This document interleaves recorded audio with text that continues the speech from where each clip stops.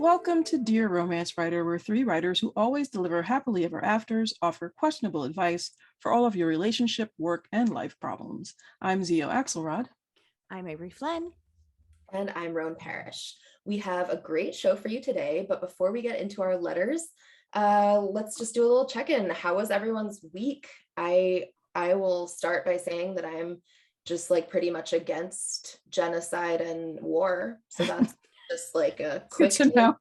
But I did have a very exciting televisual experience, which is that Yellow Jackets, the show, came out while Timmy and I were in New York and we couldn't watch it.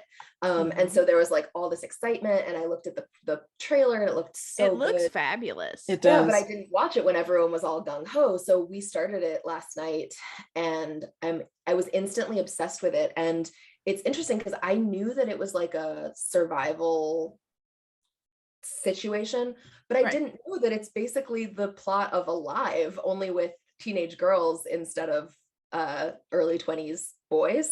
And I was obsessed with Alive in middle school, both the movie and the book. I read the book 1,000,000 times, and it would have been right around 1996, which is when the show is set. And so it just like hit everything in my middle school to high school heart of the mid-90s. It checked all of your boxes. And midnight, like I love survival stuff. I love the way a team or clique or group of people becomes like torn apart from the inside, and factions evolve, and you never know anyone's true intentions. Like it's just hitting everything. Plus then there's this like perfect mid-90s soundtrack, which I also so appreciated in that second Fear Street movie. So that has been a real highlight for me this week. Nice. I'm jealous. I want to watch that, but I swear we have every other streaming service besides Showtime, and I'm just really scared of getting another one. But I really want to watch it, and there's a bunch of things on there I'm noticing that I wanted to watch. Like I wanted to watch that Bill Cosby documentary they've got on Showtime. There's another show that's just starting, and I can't think of what it is right now. But I know there's another one. So basically, I'm reaching that point of saying, screw it, I'm gonna get one more. I mean, what I usually do is I save up until I have like 5 or 6 things I want to watch on a channel. Then I sign up for 1 month, I binge them all, and then I cancel it. So yeah, and that's an option for me. It's just remembering to do all that crap. That's why God made calendar reminders. That's all I have to say. Totally. Also, for a lot of them, the second you sign up, you can go and cancel it a minute later, and it'll be like, cool, this thing will last until the end of the month, when it will then stop, which is what I like. Oh, that's true. That's a really good point. Yeah. Good trick. Yeah. I like it. I am helpless without my calendar reminders. Yeah, I like that. There's that app that's like supposed to tell you all the subscriptions you have or something if you're not using them. I'm like, yeah, but it's another app that has too many of my passwords and stuff. I don't want to do that. Well, also what I ended up doing is trying to get everything through, like, because we've got Apple. So I know, Zio, you were an Android girl. I am. But so like their Apple TV will like link everything for you, which is really nice. So yeah, we do that. We have Apple TV. Do you? Okay. We had to get it for Ted Lasso, because Ted Lasso's not anywhere else. I forgot about that. I love that show. And then we watch a couple other things on there too. Anyway. Well, I just came back from it'll be a couple weeks now, but we had our girls' reading weekend wherein I read a chapter and a half. The whole weekend. What do you do? The whole weekend. Because we flippin' talked the whole time. And it's really funny because like Kim's an early bird and she kicks in her sleep. So Robin and I always sleep together. Like every conference, whenever we share room, like Kim's like stretched out on her own bed and Robin and I are cuddled on the other one. Because she is a violent sleeper. So yeah, and plus she wakes up early in the morning, and Robin and I can go either way on that, but we will definitely stay up later. So yeah, that's basically what happened. But I have to tell you about the funniest thing that happened while we were there. So we were at this like dreary little beach town. I won't name it because it was the people were very nice when we were there, but it's not a tourist mecca. It just happens to be exactly halfway in between where Kim and I live and where Robin lives. So we stayed there and we ordered food one night, and the guy is like, it'll be 45 minutes. And we're like, okay, that's a long time in a little town when there's no beach action going, but okay, 45 minutes. So we show up, walk into the restaurant. There are 2 tables of people. Otherwise, there's absolutely nothing. So we're like standing up at the little front thing just to pick up our stuff. And one of the women who's at the table, who is drunker than a skunk in August in a whiskey factory, like her breath was flammable. She's like, hey, can I take your order? He's kind of busy. And she's like ski sloping and weaving as we're talking. Oh, and we're like, we're just here for a pickup. And she's like, okay. And then she weaves her way over to the other table that has people and checks in on them. And like, it's like, do you want to refill on your drinks? You know, all of this stuff. And then she goes behind the bar, pours herself another glass of wine, and weaves her way back to her table. And she did this, and we ended up waiting like another like 20 or so minutes for our food. This poor guy was running his ass off. He was front, back, kitchen, busboy. He was all of it. So wow. I'm sure he was just like beyond overwhelmed. And it was Thai food too. So it was like, you know, you're not microwaving it and then sending it out. Right, at least, right. God, I hope you're not. But yeah, so she went through, and I think while we were there had like an additional 2 to 3 glasses of wine, was offering alcohol to other people, all this stuff. So I don't know how much money he lost in alcohol sales, but it was amusing. And yeah, at first we thought that she worked there, but she most definitely did not. She most definitely did not. So there you go. If anybody is looking for an inspirational starter point for a book, there you go. Because I know some people came in after us and she went up to them and they didn't realize. So they gave her their order. Oh dear. But yes, but we ended up talking so much. I read a chapter and a half on my reading weekend. And then we came home and there was a lot of wine. Nice. It sounds like a good weekend, much as that lady had. But yeah. Great. just in our house as opposed to at the Thai restaurant. So yeah, but it was the food once we got it was very good. So there you go. Nice. Yeah. Nice. How about you, Zia? What you been up to? Well, I still have birthday cake left. It was a massive cake. How was it? How did he do? Oh, it was amazing. He's so funny. He's like, I'm going to do this thing that I've never done before, and it's going to be perfect. I'm like, okay, dear, and it is. And I'm like, yeah, okay. That's not fair. That's the guy that I married. No, but it's really good. We actually were like texting the neighbors, like, please come get some cake, because it was a giant. It was like a full size birthday cake, and he had I think 1 or 2 slices. So yeah.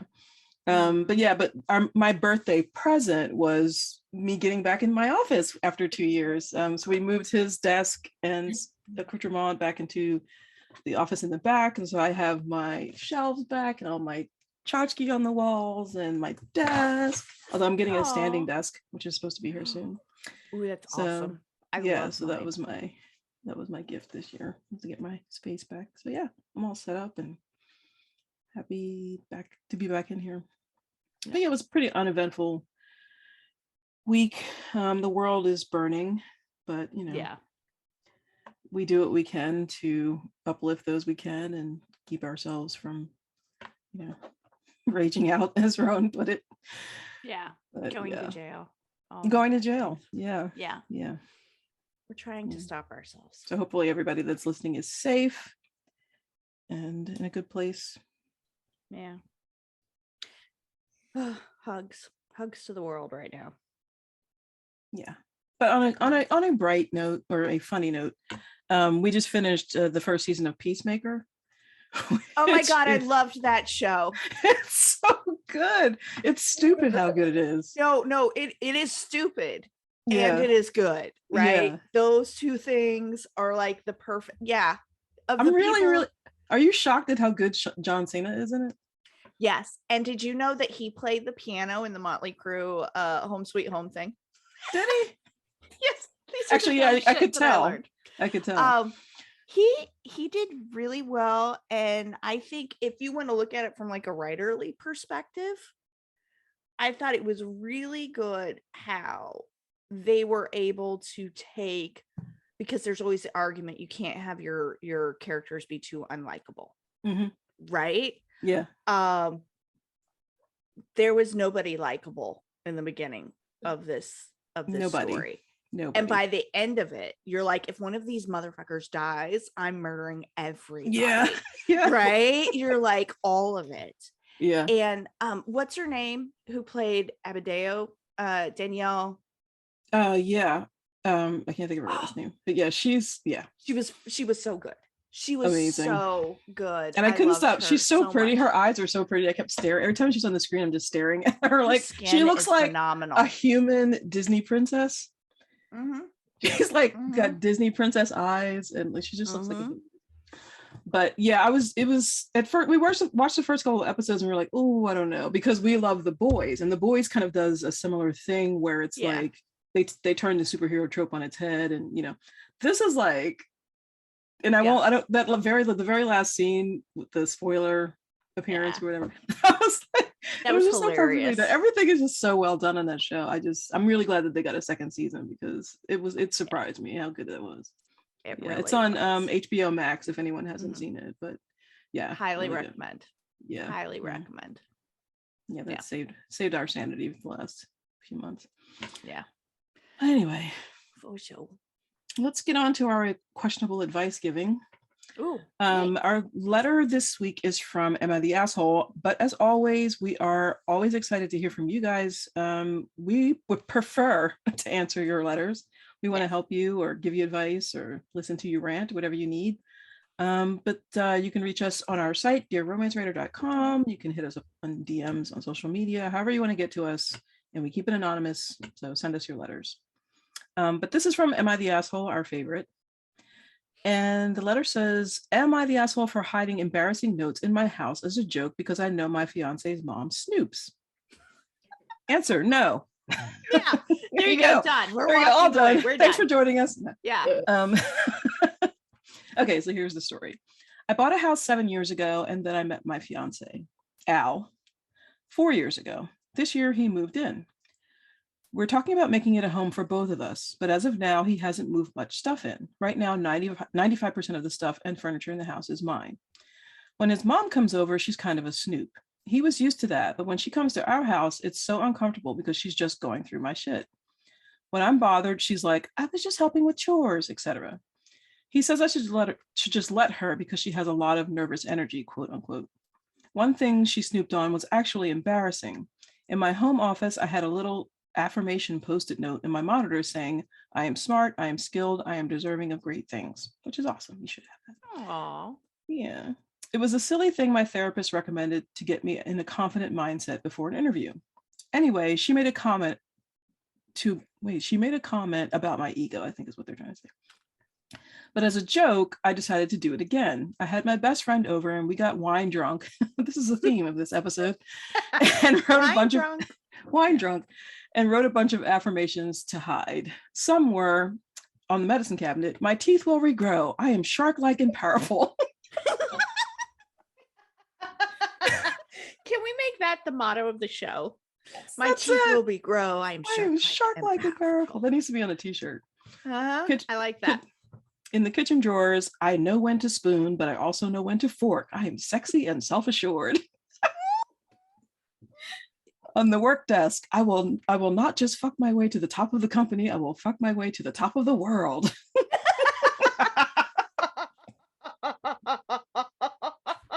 I kind of love this woman. I'm not gonna lie. This is awesome. In the walk-in closet, I am beautiful with clothes and without, especially without. My boobs are legendary. I say that to myself every day. Boobs are legendary. There were a bunch more, and my friend and I had a hilarious time writing them. Next time my mother-in-law came over, she saw a few, and she didn't acknowledge them to me, even though she definitely started acting a little weird about me. I went to run some errands, and when I was out, she confronted Al about the notes and was trying to tell him that I seemed unstable, egotistical, and moving in was a bad idea. She showed him the notes, and he didn't really know what to make of it. He asked me, and I said they were just some silly private notes to boost my self-confidence and to make myself laugh. How had she gotten them?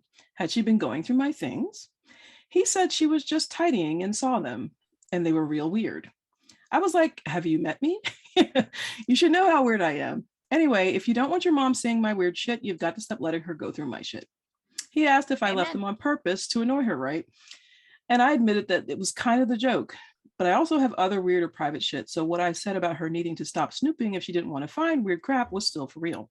He said I was making stuff hard for him. His mom was really protective and adjusting to him moving in with a girlfriend for the first time. And I was agitating her on purpose and making her think I wouldn't be a good partner when he wanted her to have. Go ahead. Have they said how old Al is? I was just thinking that. I was going to go back. I don't think so. No. I don't think so. How old? Yeah. They don't say. They don't say, but he's 7 years older? 7 years old. Like that is the acceptable age that a mom would be doing that. The only acceptable age? All right, so we have no confirmation of age. All right, no confirmation of age. That's okay. Keep going. So I'm agitating her on purpose and making her think I wouldn't be a good partner when he wanted her to have the opposite impression of me. Am I the asshole for the note prank? Fuck no. You are shark-like and powerful. You need to write a book of comedic gems because these are fabulous. I want all of those affirmations in a book or a calendar or something. I really do. I think that would be, I am not an Instagram girl, but that would be an Instagram account that I would follow. That would be it. Right. That would be Good it. Lord. It is amazing to me the amount of work that people are willing to ask others to do to make up for them not setting boundaries. I find it infuriating. It is totally unacceptable to me. And it's one of those things that I think before you learn it and get into a place where it's unacceptable to you, this is a hard question or a complicated question, or like seems like, oh, should I make things easier for my partner? Should I be nice to his mom with a nervous energy? Should I blah, blah, blah, blah, blah. And I'm like, no, this woman, the mom, has problems with boundaries. Her son, who of course also has problems with boundaries because she raised him and he didn't learn them from her and has not done the work to make them for himself. He lets her walk all over his boundaries. And now that he's in a relationship with another adult woman who is saying, I don't have the same boundaries or lack of boundaries as you, and she's your mom. So either talk to her or I will just do what I want to maintain my own boundaries. He is getting into a snit and is like, oh, you're making my life harder. Bitch, your mom made your life hard by not teaching you boundaries. It is not your partner's responsibility to pick up the slack because you are too wimpy to tell your mom no. Yeah. What the fuck? Oh, 1,000 times what the fuck? 1,000 at least to begin. I think this is like honestly a case, and I think there are like everybody's family is weird, right? Everybody's family is weird, and a lot of times you don't realize kind of what that weird is until you try and intermix your family, or somebody comes over for like dinner with your family, and like all of a sudden you get that holy shit, right? So it's a huge not everyone has an apology dinner. What yeah, so it is a huge red flag that he doesn't realize that this is weird, right? And not like weird and quirky, I mean like weird as in unacceptable, invasive, right? So let me just say that. So let's start off that way, and I'm gonna piss off some people, so apologies. Not really, but I say this as a mom who has sons. This is somebody who has 14,000 boy mom t-shirts. All right. So I think somebody, you don't know this, Rowan?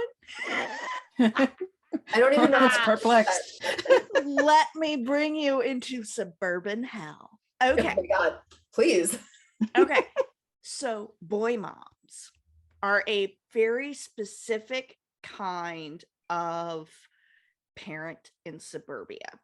Okay. And first off, picture like all the Utah Mormon Instagrammers, right? If that's your style, Never that's seen awesome. a Mormon Instagrammer in my life. Very blonde, okay. The hats, the sort of Western stuff, but it's not Western. It's like city Western. I don't know.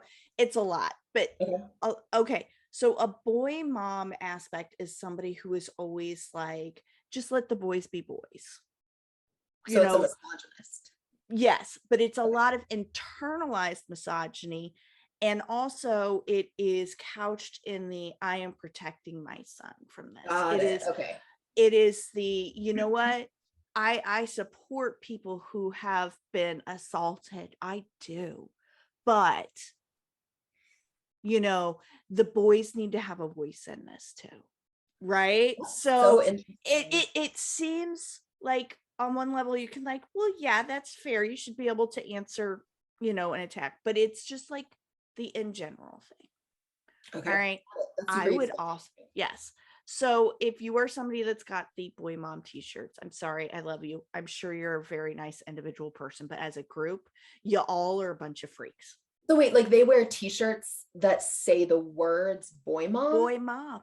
Yeah. Is it? And it's like a hashtag of a boy? It is the mom of a boy. Okay. And there's hashtags boy mom. And it is, oh my God, go down the rabbit hole after we get done. I think I'm gonna find stuff while we're recording and I'm just gonna put it in the chat. Okay. I'll just never rest my computer algorithm back from this, and I'm afraid of where it will take me. Yeah, boy mom. Yeah, it's like a whole incognito. It's a whole thing. Go incognito. But the other thing that I think that this type of parent has in common is they are very helicoptery. There are very much a lack of boundaries. There are very much just that whole, I'm trying to think, the kid is never grown. There is very much. The kid is never grown and no one is good enough for them. Right. And no one is good enough for them. And it also can tend to play into the, my child, specifically boys, my son finding a partner becomes a rejection of me.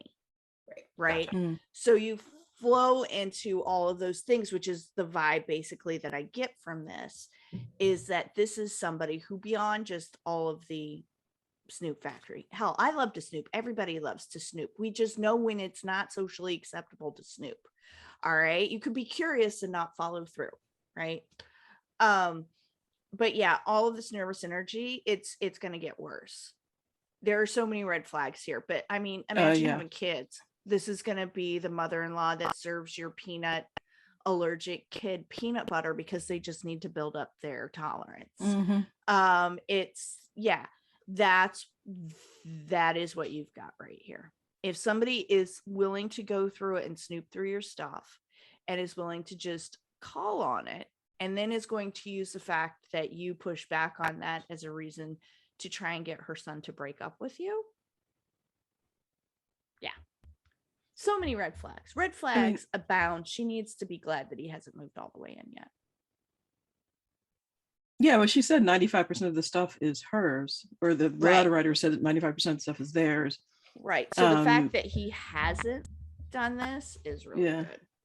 Also, I don't understand. I know this is not the point, but fundamentally, if the notes were in the silverware drawer, wouldn't he see one every time they ate food?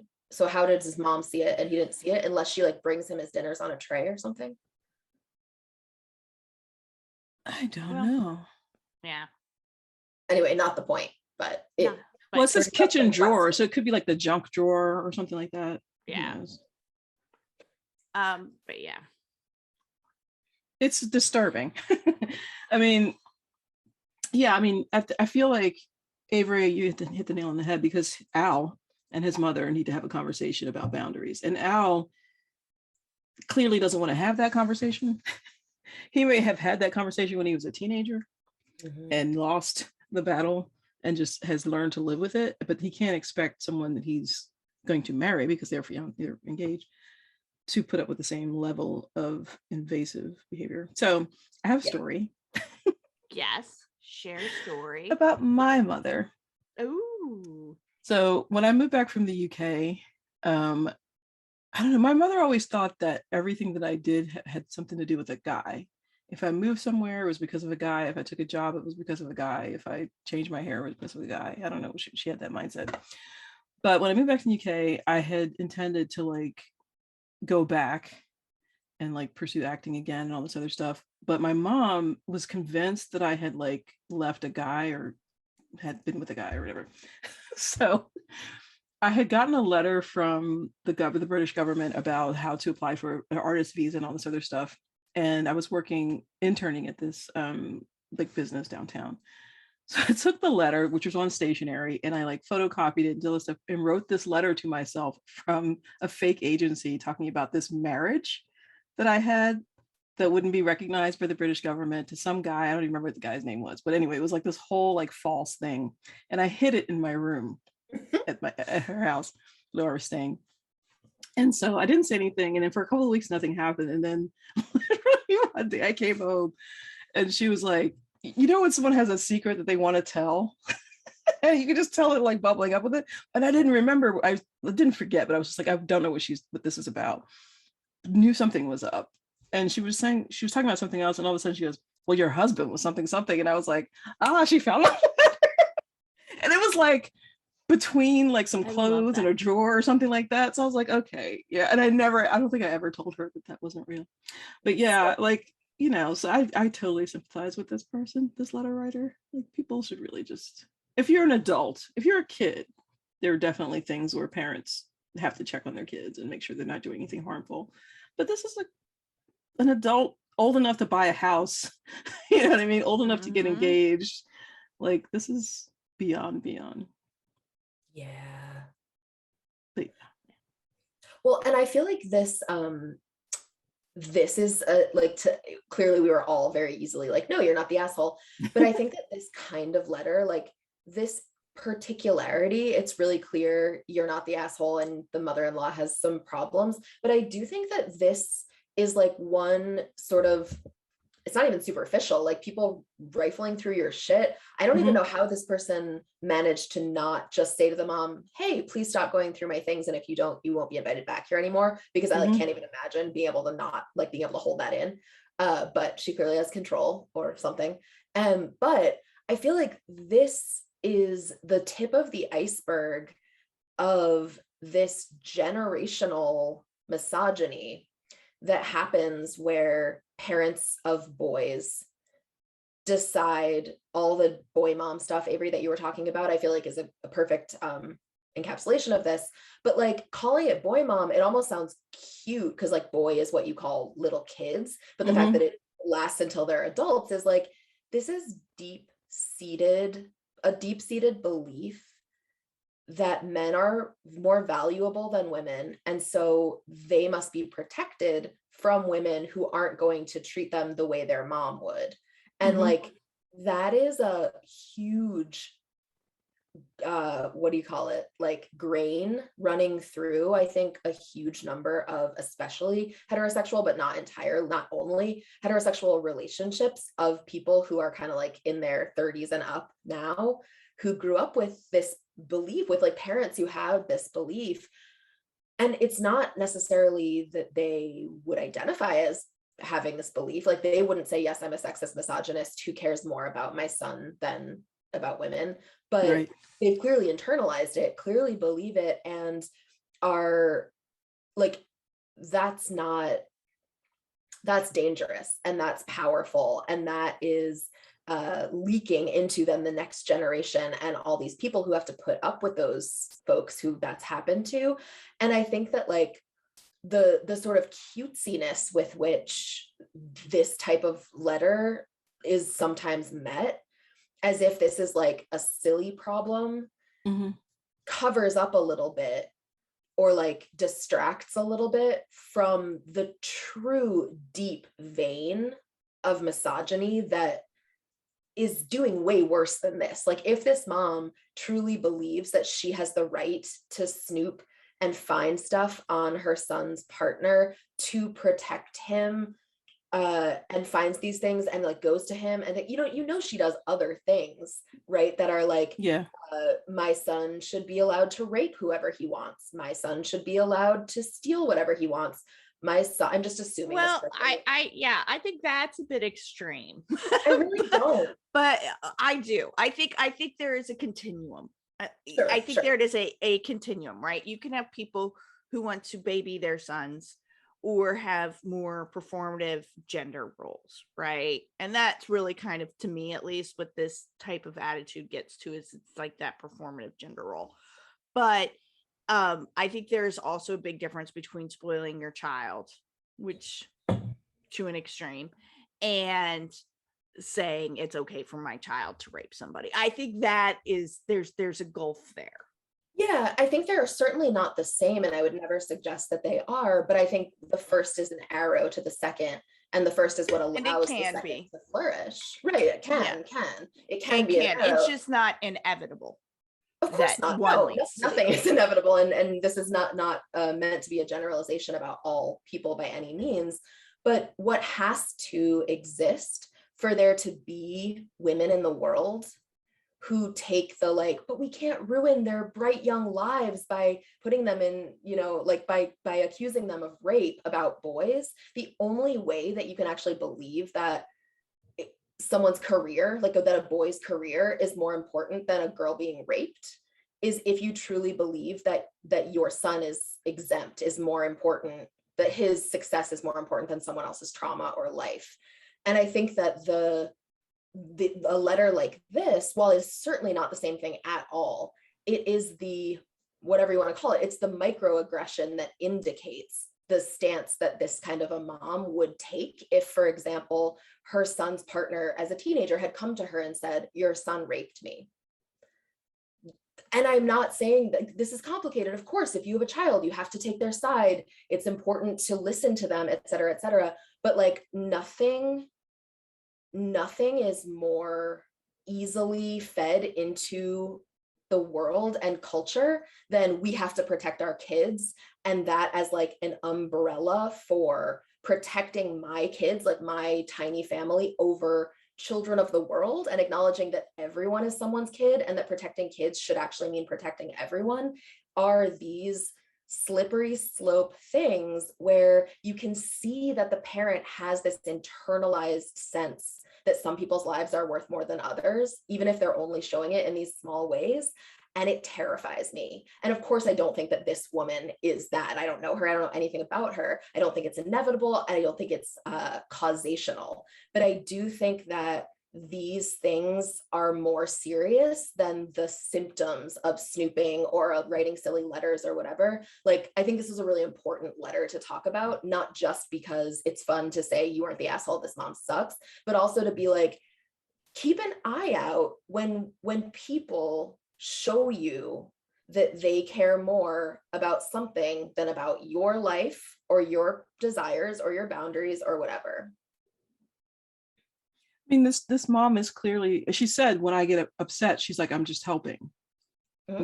When I get upset that she's snooping, she just says, I'm just helping, which, to your point, is a lie. Which is a lie, but also it's just a cover story. It's a cover story, but this mother clearly doesn't care about her being upset or bothered at all. And she doesn't care what position it puts her son in at all. No. It's all about her.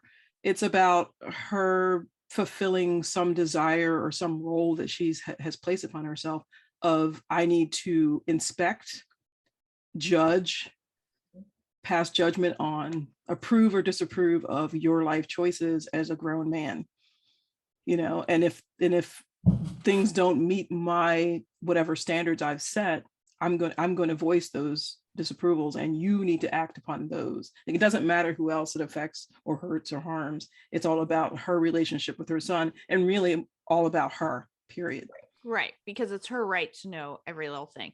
Yeah. I will also say, being the one that sort of took us on this side of the path, I will say, just to rewind a little bit, she could also just be one of those people who does it everywhere.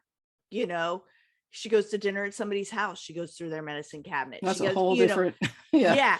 And yeah. there, you know, and this could be that situation. And if it's that type of situation, to me, that becomes almost more of a mental health issue than a control issue to an extent. So, you know, not having more information, I would say that could definitely, I mean, I think we've all run into people that are a bit like that, some to more extremes than the other.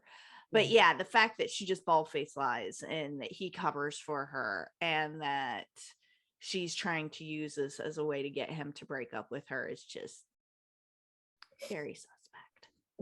Yeah. Very suspect. And it's not really an in-law I would want. No, me neither. And it's really hard, I think, to know, like, if you're partnered with someone, there is sometimes the best thing that you can do is not stand up for what you believe, because that is the way to support your partner, because you would be making their life harder. Or like, you've decided, when my parents bring up X thing, it sucks, but please don't say anything because that makes my life harder. We'll never change their minds. Like, there's a harm reduction approach that I totally understand. And there are some people, like, you just don't engage with those things because it's doing your partner a service. But I think that, like, when it gets to the point where it's about your stuff, you're just a person, and that is your partner's mom, but like, she's just a person. And for that person to come into your house that's 95% your stuff and act like that, I think it is well within your rights and necessary to like demonstrate maybe to your future partner that like, it's okay to set a boundary. Like, setting a boundary doesn't hurt someone. And I think this is why I got on talking about, like, if we were to blow this situation up and extrapolate it to like the wider cultural and systemic issues that revolve around it, is not because I think these are the same thing at all, but because I think, like, I'm clarifying this for myself as I say it out loud, so thank you for allowing me to do that. I think, like, when we are taught the lesson, as this man has been taught, that setting a boundary hurts someone, that like, if you set a boundary, it's mean because you're like hurting someone.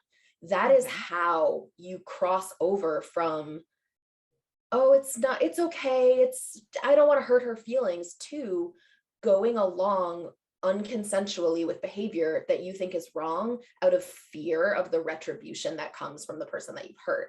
And if this man has learned the lesson that setting boundaries is bad and dangerous, then how do you think he's going to respond to your boundaries, letter writer? Like, if what he has learned from his own mom is that you have to let people do whatever they want because otherwise it hurts their feelings, and you have to do that even when they're doing something that you hate and that feels bad, then what do you think he's going to do the first time you're like, oh, you know, that thing you do at parties or in bed or on the weekends, I really don't like it and I want you to stop? That man is going to react the way he imagines his mom would react, because that's the only thing he seems to know, which is like, well, you setting a boundary about yourself has made me sad, angry, unconfident, embarrassed, ashamed.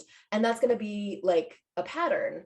And so I think that paying attention to the kind of like, what is the end point of these habits is important, not because it's inevitable that it will slide from like a 2 on the scale or a 3 on the scale to a 10 on the scale, but because like internalizing and learning those patterns doesn't just stop at the place where some people are getting on your nerves. It stops different places for different people. And I think anytime someone shows me that they think setting boundaries is aggressive instead of protective, I'm done with them. Like, that's a hard boundary for me, because I've learned over and over in my life that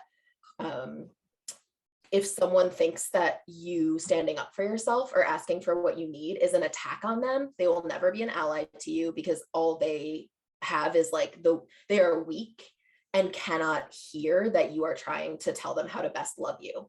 And if someone doesn't want to know how to love me, I don't want to know them. And that's what I hear in this letter. And so I think that's why it's important to talk about, like, not just the small things like being a snooper, but also the kind of larger lessons that you learn by having those patterns in your life.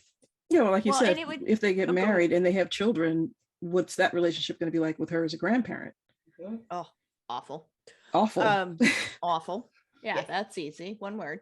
But the other thing to think about too with this letter, and we just don't get enough information about Al here, is his reaction to being raised by somebody this, rather than to not respecting other people's boundaries, to saying I am a human being without boundaries because I'm not allowed to have boundaries. Yeah. So is this somebody who basically would go from having one person trample all over any potential boundaries he has to another person potentially trampling all over any boundaries? You know, folks who are raised in the type of environment with a mother-in-law who does not, or a parent who does not respect boundaries, it makes it that much harder to set them up at work or with friends or with anybody else. And, you know, for all we know, Al could be that sad sack that ends up getting taken advantage of every time he turns around because he has no boundaries.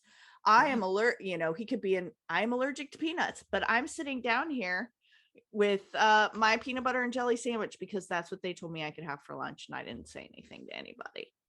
So yeah,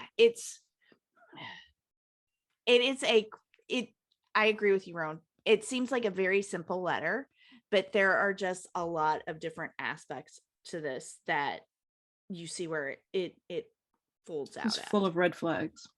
Yes. Oh my God. Yeah. The only person I know for sure that I can say just is like not well adjusted is mom. So yeah. Oh, the opposite of well adjusted. Yeah. No, mom is definitely the asshole here. Mom is definitely the asshole here. I think we can all agree.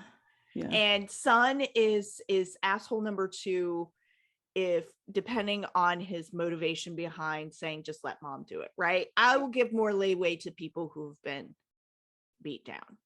Yeah, and I give leeway to people who've been taught those things, but like once you're an adult and you're out of your parents' house, you have to do the work and like take responsibility. And if you choose not to attempt to relearn patterns that were negatively taught to you, once you're an adult, to my mind, that's your problem. It's not like it's easy, it's incredibly hard. And most of us who care about it spend our whole lives doing that work and trying to like suck less.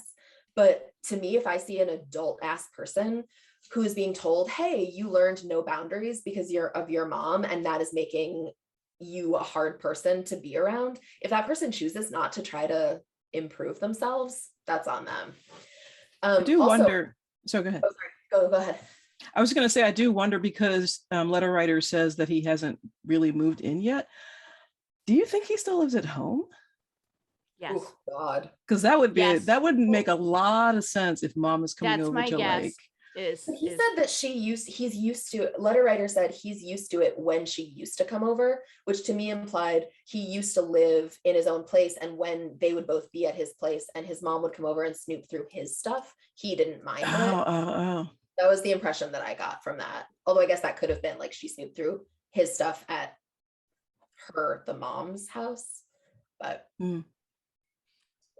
yeah, it's interesting. And I think, again, this is important, why having a varied group of human beings that you interact with is super important, because like I said, you don't know what is weird, potentially harmful, potentially toxic sometimes about your family and how it functions until you broaden your experiences, which also is a great argument for travel and eating new foods and just opening yourself up to the world. Yeah. I would also like to ask a question to all people named Al. This is very important. If your name is Al and it's written A-L with the L in lowercase, why don't you go by AI? Because it looks like A capital I, and that is obviously way cooler. I'll have to ask my cousin Al. Right, and let us know. You broke my brain asking that. You literally broke it. Like I heard my brain go click. I did stutter when I got to his name because I was like, AI? Al. I see the word Al written out, that's a person's name, I think that it is artificial intelligence until I get the context. And then I'm like, this is too confusing. Just change all of your names to AI. I think it's AI. And then when I realize it's Al, I start thinking of that old song from Paul Simon. Was it Paul Simon? No, you can. Yeah, you could call me. Call me Al. Yeah. So now I have that. That's what I'm writing about. So sing that, but change the word. Do a cover and change it to "You can call me AI." There you go. It doesn't fit the rhythm, but yeah, I'll make it work. That's a yeah. I have faith. All right. So, well, now that we've talked about parentals from hell, Snoopy parentals, that is our segue into our little chat session. And I want to know, what memorable lesson did you learn from your parents that's hopefully more positive than Snoop and everyone's shit, which is not a positive one. Mm-hmm. You guys got any ditties? Yeah. So when I was little, or when I was younger, I mean, not like just tiny kid, but like through moving out of the house, I was very angry, always mad, because there's always something in the world to be mad about. Plus I had like undiagnosed depression, etc. But I would come home from like every single day, things would happen in school that I found incredibly unjust. And they made me so angry. Unjust, and I'm talking about like someone got more time in the library than someone else, all the way up to like sexism, racism, etc. So this was like from being a very small child up to like noticing other realer problems in the world. And one of the things that my parents always used to say to me was, pick your battles. I must have heard it from them 100 times. And it was something that they meant to be, you will exhaust yourself if you attempt to take on every single one of these things that you're angry about. And I think for like a few years, maybe in elementary school, I was like, all right, pick your battles. Okay. And later I started taking it a completely different way. And they didn't intend it this way, but it actually became much more useful to me. And so the advice that I have taken from it is, you have to pick your battles, as in you have to actively decide when to fight for something. And if you don't pick them, either they will pick you, someone's at the front nothing door. will ever happen. And I think that like that is something that, and the way I first came to realize that that was my gloss on it was, I remember once some teacher being horribly unfair in a class or whatever, and I was like ranting about this to my parents, hoping that maybe they would have some advice, like, this is an adult, here's how to handle adults. And I remember my dad being like, you have to pick your battles. And I was like, I know, I'm picking this one. I have picked it. I will battle. And he was like, that's not what I mean. And I was like, but that's what you said. And this is worth it to me. And I think it's something that I still say to myself when I find myself getting really angry, is like, are you picking this battle, or is it just happening to you? Like, is it picking you, as in you were scrolling through Twitter and someone else was getting mad, and so that battle picked you, and now you're like, well, I'm fucking mad now about whatever X, Y, or Z of the week. And it helps me, because I think like when I ask myself, are you picking this battle? And my answer is a clear yes, then I'm like, well, then do it. Like, you don't pick a battle and then say like, well, I'll just like wait and see what happens. If you are picking it, as in you're like, this is worth getting mad about, this is worth taking the like small amount of emotional bandwidth that I have and being angry, then it's also worth doing something about. And that is some of the best advice I have ever been given / made up on my own as a result of something that someone else said that I disagreed with, which is my favorite kind of advice. And I think like we were talking about the world being on fire and horrible things happening to trans people and the war in Ukraine and all these things.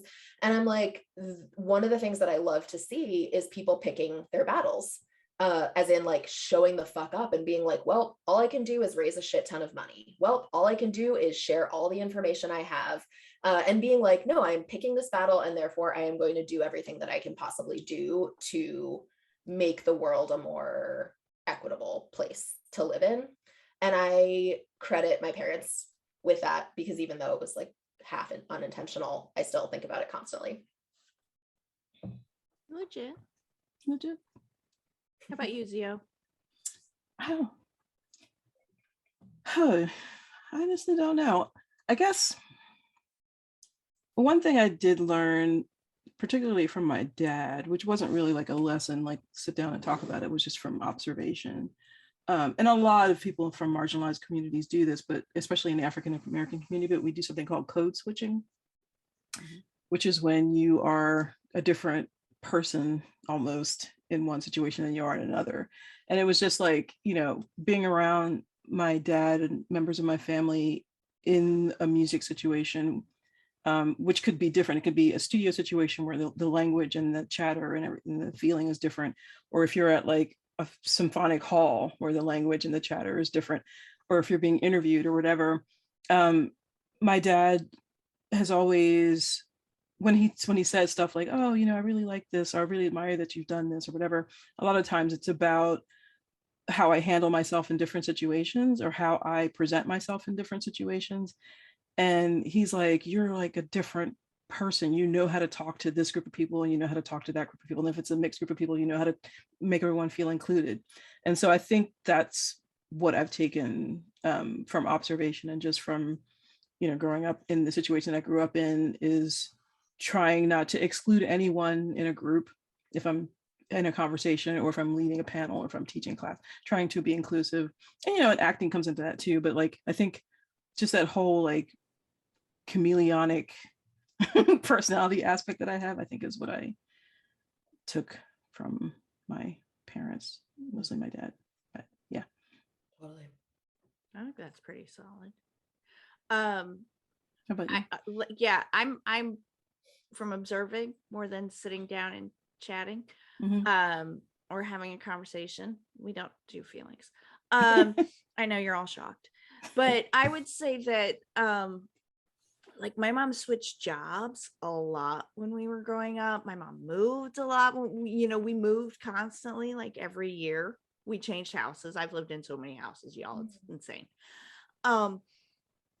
So, and as I grew up, I realized there were different reasons for that. But as a kid, what I took away from that and what kind of formed it in me was just, I roll with change, learning to roll with change, which I think is a really important lesson.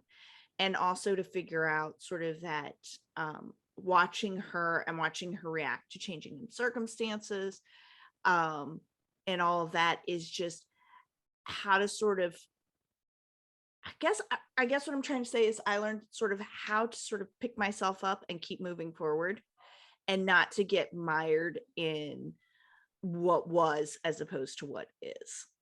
And I think that was a really, really valuable thing. Like I got fired from my first job out of college. I think everybody should get fired at least once. It's a great lesson in resiliency. But I would definitely do it before you have a mortgage and kids and 8,000 people depending on you. But yeah, I mean, that literally is what I sort of thought about, was the fact that I'm like, okay, so that happened, so I'm gonna do this, and that's how I'll attack it, and that's how I'll move forward, and then I'll get another job, and it's not the end of the world, and there we go. Right. So I think by observing her, I was able to pick up a lot of resiliency things. Now, as an adult, I realized that we probably moved so much because my mom couldn't pay the rent. But as a kid, I never picked up any of that. What sunk into me was just the learning to roll with punches through observation. Yeah. That's what I got. That's a good one. Yeah. It's a heavy day. It was. It wasn't so, I didn't think it would be. And yeah, it was. Great advice. Glad to have it. Well, I want to thank everyone for hanging out with us for another episode of Dear Romance Writer. Thank you. Remember, please, to send in your questions. dearromancewriter.com. We have a form on there that you can submit it anonymously. You can hit us up on any social media platform. You can send a carrier pigeon. Pigeon. Pony Express. Well, you can email us advice@dearromancewriter.com. Probably slightly faster than a carrier pigeon. I can accept. Slightly. Yeah, so go ahead, send us those letters. We would love something that is super controversial so that we can all disagree. That would be fun. Maybe that's just me. Anyway, I'm Switzerland. You are. It's always me and Roan. It's true. No, I like it though. If we all agreed from the beginning, it would be useless. Yeah, it'd be pretty boring. Yeah, I think it's great. Anyway, send us all of your questions, please. We cannot wait to give you more questionable advice from this trio of happily ever after enthusiasts. Thanks, y'all. Yes.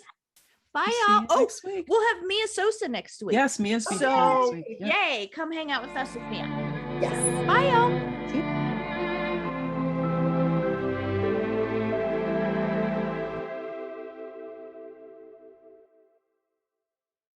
Thank you so much for subscribing to Dear Romance Writer. Remember to keep sending in those letters at dearromancewriter.com. We can't wait to tell you what to do. Dear Romance Writer is part of the Frolic Podcast Network. Find more podcasts you'll love, frolic.media/podcasts.